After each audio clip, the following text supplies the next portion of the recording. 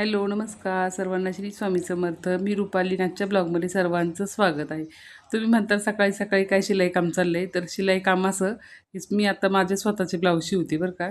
आणि मला जायचं आहे लग्नाला. लग्नाला जायचं म्हणजे उद्याचं लग्न आहे म्हणून आदल्या दिवशी मी निघाले. तर केसांना मेहंदी वगैरे लावलेली, केस धुतलेले होते आणि परीचं बघा फेस पॅक लावला होता की चेहऱ्याला. आणि कसं होतं आपलं म्हणजे प्रत्येक घरात असंच होत असेल बरं का. ज्या दिवशी कार्यक्रम असेल ना उद्या, तर आजच तयारीला सगळेजण लागतात. असंच झालेलं आहे काहीसं. आणि माझं कसं शिलाईचं काम म्हणलं तर माझं असंच होतं बघा. ब्लाऊज शिवून झाला कंप्लीट करून, तर परीच्या पप्पांना मी हुक करायसाठी दिलं होतं. आणि हा पसारा पाहून तुम्ही ना म्हणजे तुमच्या इथे बऱ्याच जणांची इथे असंच होत असेल. तर हे घेऊ का ते घेऊ अशा कपड्यांचं मुलांचं चाललं होतं. तोपर्यंत मी भांडी वगैरे सगळं आवरून घेतलं. राहुलचं चाललं होतं नाश्ता करायचं, चहा कॉफी करायचं चाललं होतं त्याचं.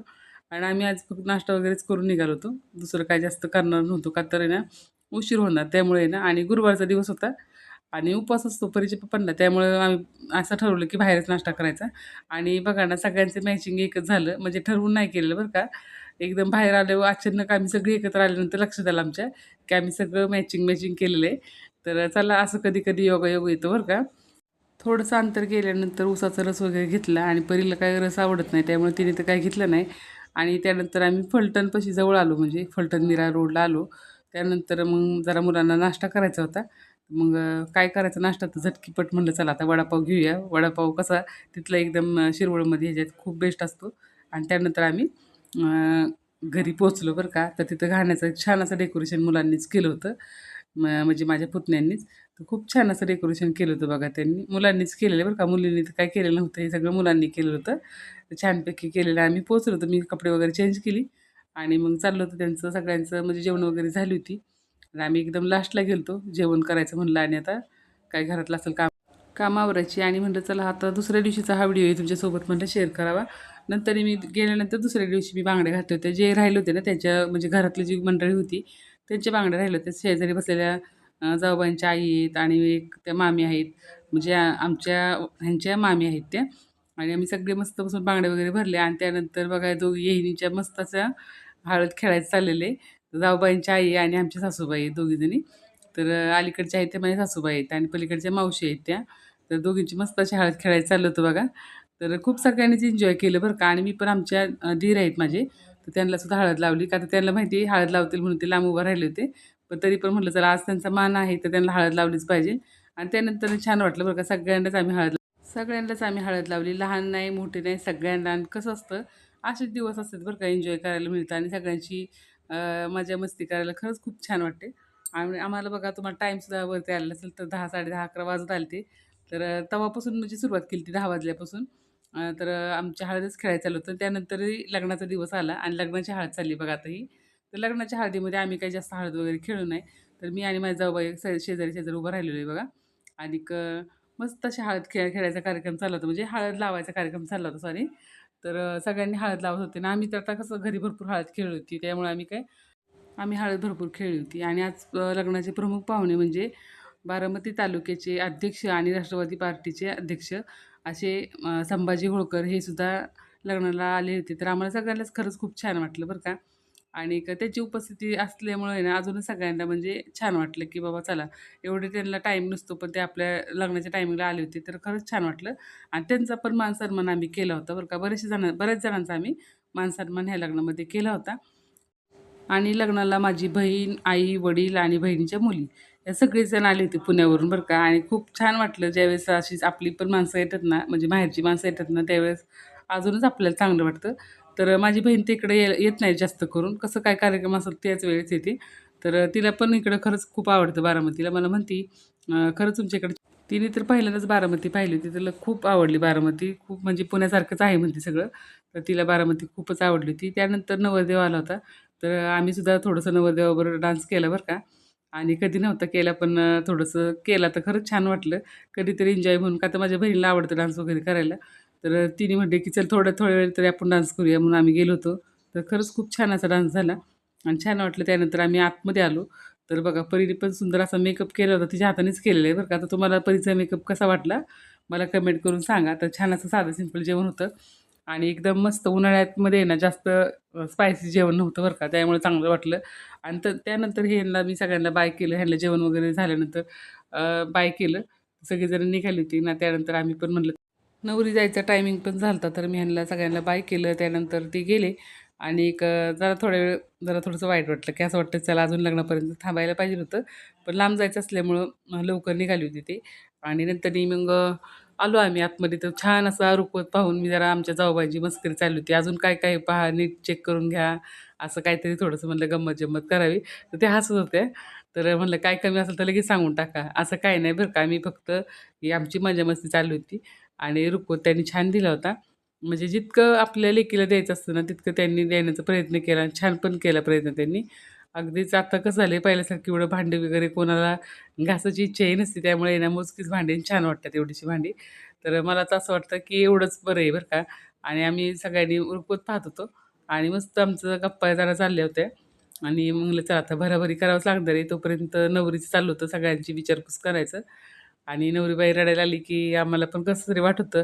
पण म्हणलं आपण सगळ्यांनीच रडलं तर तिला रडत घरी नाही आणायचं, आपल्याला हसत घरी आणायचं आहे. त्यामुळे मी जरा इमोशनल न होता जरा थोडीशी सगळ्यांची मजा-मस्ती करत आम्ही निघालो होतो घरी. पण कसं असतं लेक जायच्या टायमिंगला सगळ्यांनाच म्हणजे वाईट वाटत असतं, की एवढं लहानाचं मोठं करायचं आणि आपण दुसऱ्यांच्या हातात सोपवायचं म्हटलं, की जरा थोडीशी काळजी पण वाटते. आणि आता आम्ही घरी पोहोचलो, तर हे कलवऱ्यांची बघा कशी छान अशी सजावट चालली होती. तर परीचं, दीक्षाचं चाललं होतं बघा. पुतणीच आहे माझी, तिची मुलगी आहे शेजारी उभं राहिलेली. तर छान असं चाललं होतं बरं का. जसं त्यांना आयडिया येईल तसं चाललं होतं आणि नवरा-नवरी बाहेर बसवले होते आम्ही सगळे तोपर्यंत. आणि बघा नवरी आणि तिची बहीणसुद्धा आहे साईडला. सगळेजण आम्ही बाहेरच उभं राहिलो होतो. कसं होतं जसं सकाळी लवकर जायचं होतं ना, 12:30च लग्न होतं. त्यामुळे खूप म्हणजे पसारा असा तुम्हाला दिसेल आता. पण आहे कसं होतं अ, लग्न आणि घर आणि पाहुणे म्हणले की जरा थोडासा पसारा इकडे-तिकडे होणारच असतो. तर ते बाकीचं सगळं इग्नोर करा तुम्ही. आणि मग बघा आता परीचं त्यांचं डेकोरेशनची तयारी चालली होती. उंबरठ्यावरती पण तिला सजावट करायची होती. तर मी सांगत होते जरा मध्ये आधी काय आयडिया वाटलं तर. आणि मग दोघं जण येत होते आतमध्ये. तर जे काय पूर्ण बोलतो, म्हणजे आपल्या परंपरा असतात, म्हणजे प्रत्येक गावगावची परंपरा वेगळी असते. तर तसं बोलायचं असं तसं ती दीक्षा बोलत होती. तर तुमच्याकडे काय म्हणतात ना, मला कमेंट करून नक्की सांगा. तर तुमच्याकडे काय बोलतात दार अडवते त्या टायमिंगला, तर मला सगळ्यांनी कमेंट करून सांगायचं. तर ही कलवरी बाई आहे आणि कलवरी बघा मस्त असं दोघांचं स्वागत करते. तर दोघांनाही ओवाळून घेतलं तिने आणि त्यानंतर जे आपल्याकडं आमच्याकडं वेगळं पद्धत बोलतात, तुमच्याकडे काय बोलतात मला कमेंट करून सांगा. त्यावेळेस मी तुम्हाला रिप्लाय देईल, की नक्की काय म्हणतात तर. तर चला आता असं तर झालेलं आहे त्यांचं दोघांचंही आगमन म्हणजे स्वागत झालेले. तर चला आता स्वागत झाल्यानंतर अजून पुढे काय-काय आहे आणि पूर्ण ब्लॉग पाहायचा आहे सगळ्यांनी. कसा वाटतो कमेंट करून नक्की सांगायचे आणि लग्नापासून ते दिला का? बघ पहिल्याच्यात नाही म्हणलाच नाही तू. नाही, नाही देणार म्हणा पहिल्याच्याला. हां का? हां. आता नाव घे. अमृता नाव घे. आणि की तू पण नाव घे. कलवरीची जी काही मजा मस्ती होती ती झाली. त्यानंतरने आम्ही लहान मुलांची मजा बघा ना किती छान असं म्हणजे त्यांना एकदम कौतुकाने बघत असतात आणि आकर्षण वाटतं. ती वृंदासुद्धा खूप छान भक्ती पावलं कशी उठलेत ती आणि खरंच ज्यावेळेस नवरी येते घरात तर घरातलं वातावरणही छान वाटतं आणि चांगलं वाटलं सगळ्यांना आणि त्यानंतर आम्ही चहा-पाणी करायचं होतं. आपण म्हटलं चला आता दिवाबत्तीचा टायमिंग होत आला तर दोघांच्या हातून देवाला दिवाबत्ती करून घेतली संध्याकाळची आणि मग नमस्कार करून घेतला आणि खाली सासऱ्यांचा पण फोटो आहे बघा. सासऱ्यांच्या फोटोचं सकाळी पूजा केली होती आणि एक घरातून निघताना सगळ्यांनी नमस्कार करूनच आम्ही निघालो होतो आणि त्यांची पण इच्छा होती बरं का लग्न कोणाचं तरी एक लग्न पाहायचं होतं. पण आपण काही गोष्टी आपण आपल्या हातात नसतं असंच आहे आणि चला त्यांचा आशीर्वाद तर आहे आपल्या पाठीशी असं समजूनच आपण सुरुवात केली. त्यांचा आशीर्वाद घेतला आणि गेलो आणि मग नवरीबाई आल्यानंतर तिच्या हातून दिवाबत्ती लावून घेतला आणि मग आपलं चहा-पाणी झाला आणि खरंच सगळेजणच कंटाळून गेले. ते उन्हाळ्याचे दिवस होते आणि इतकं गरम, भयंकर गरम होतं आणि त्यानंतर संध्याकाळी मस्त असं डी-जे वगैरे लावलं होतं आणि आमच्या इथं डी-जेमध्ये ना माझी थोरली सूनबाई आहे म्हणजे मोठ्या दिरांची सून आणि हा माझा पुतण्या आहे आणि आमची परी. त्यांचा तिघांचा डान्स आपल्या एका साईडला चालला होता आणि खूप सुंदर असा डान्स होता. कॉपीराईट आलं असं म्हणून मी गाणं टाकलं नाही. पण खूप सुंदर असं गाणं आहे आणि पहिलं गाणं कुठलं होतं राष्ट्रवादी पुन्हा या गाण्यावरती सगळ्यांनी डान्स केला बरं का आणि आमच्या इथं बारामती म्हणलं, की राष्ट्रवादी पुन्हा या गाण्यावरती सगळेजण डान्स करतातच करतात. आणि त्यानंतर आमची सूनबाईला खरंच खूप डान्स वगैरे करायला आवडतं आणि आमच्या इथं खूप असं म्हणजे फ्री वातावरण आहे, असं इतकं काही नाही. आणि तिला खूप डान्स करायला आवडतो, त्याच्यामुळे तिथं छान असा डान्स चालू होता आणि तिच्यामुळे परीही डान्स करते. पण ह्या तिघांचा आपला डान्स एका साईडलाच चालला होता आणि लाईटीचा जरा प्रॉब्लेम असल्यामुळे लाईट नव्हती. परीनेसुद्धा खूप छान असा डान्स केला बरं का. आणि गाणंसुद्धा मी टाकलं असतं, पण काय होतं कॉपीराईट येतं, त्यामुळे मी गाणं नाही टाकलं. तुम्ही बाकीच्यांनी सगळ्यांनी समजून घ्या आणि व्हिडिओ कसा वाटतो तो पण मला कमेंट करून नक्की सांगा. तर चला आता ह्यांचं तर डान्स वगैरे चालूच असणार आहे. आणि आता हे लग्नाचंच आमचे 2-2 लग्न आहे, त्याच्यामुळे ना इकडं आणि तिकडं करून मीच खूप दमाय झाले होते. आणि नंतर बघा ह्यांचा परत एकदा अजून म्हणजे शेवटपर्यंत डान्स चालूच होता. जोपर्यंत आणि आता दुसऱ्या दिवशीची हळदसुद्धा दाखवणार आहे, जी की नवरा-नवरींची हळद असते ती. तर ते पण तुम्ही सगळ्यांनी खूप असं एन्जॉय करू शकाल, इतकी छान वाटलं. आणि सकाळी-सकाळी मी सुरुवात केली. तर हळदीचा कार्यक्रम म्हणलं की ना जरा थोडीशी मजा-मस्तीच असते बरं का. तर सगळ्यांची मजा-मस्तीच करायचं नवरा-नवरी आणि आपले वयस्कर मंडळी जसे सांगतील तसं आम्ही करत होतो. आता कसं प्रत्येक इकडची पद्धत वेगवेगळी असते. तसंच जे सांगतील तसं आम्ही करत होतो. आणि जरा चालली होती मजा-मस्ती. तर नवरदेवानी ह्या हाताने लावायची आणि म्हणजे उजव्या हाताने लावायची, डाव्या हाताने लावायची असंच चाललं होतं काहीतरी. तर आपलं चाललं होतं जसं सांगतील तसं आम्ही ऐकून त्यांना सांगायचं असं करा, तसं करा. तर हे आमचं गावाकडचं रुटीन आहे बघा. ट्रॅक्टर सारखेच चालू आहेत. ते मळी का काय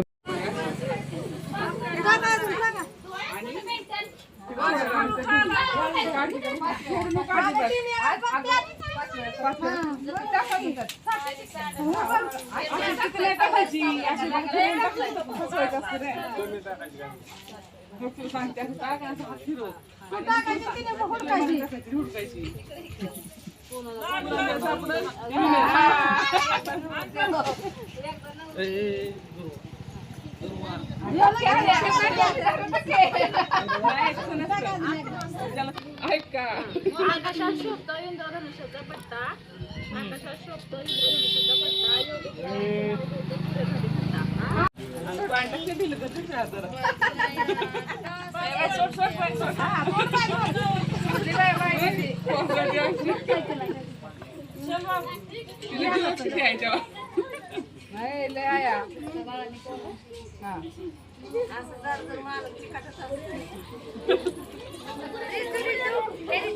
ठीक आहे का ताई माझ्या हातात त्या हाताने घे ह्या हाताने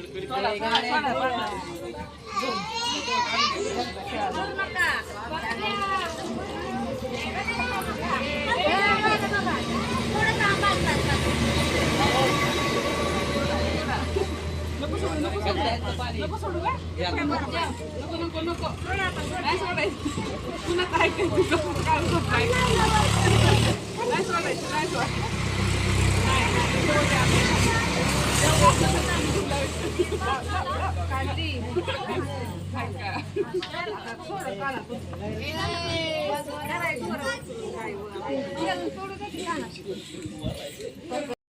आणि त्यानंतर पूजा वगैरे होती, त्याच्यामुळं सत्यनारायणाची पूजा करून झाली आणि लगेचच आपल्या जी परड्या असतात देवीच्या, तर देवीच्या परड्या वगैरे भरून घेतल्या आणि एक जागरण गोंधळाचा कार्यक्रम चालू करणार होतो.